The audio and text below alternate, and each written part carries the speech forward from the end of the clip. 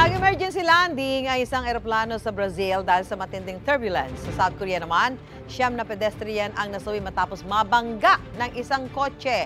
Papasada na ang UB Express overseas.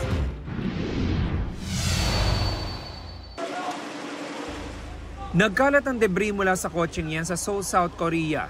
Siya patay matapos itong mabunggo ang kumpol ng mga taong nasa tawiran. 4 naman ang sugatan.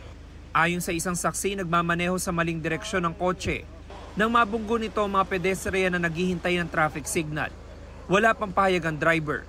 Patuloy ang imbestigasyon sa insidente.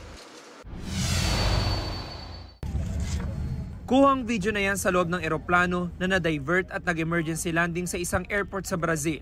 Galing Spain at papunta sana ang eroplano sa Uruguay nang makaranas sa matinding turbulence. 30 pasaherong nagtamo ng mga sugat ayon sa local health authorities ng Brazil. Ayon sa kumpanya may-ari ng eroplano, isa nilang eroplano na nasa Madrid ang susundo sa mga apektadong pasahero sa Brazil at dadalhin sila sa Uruguay.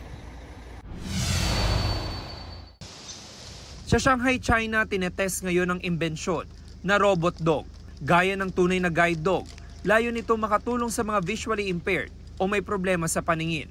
Mayroon nito mga camera at sensor na nakokontrol sa tulong ng artificial intelligence technology. Kumpara sa traditional guide dog, kaya raw nitong matukoy ang traffic light signals. Sakaling maging successful, pwede raw itong i-mass produce para makatulong sa mas maraming may problema sa paningin.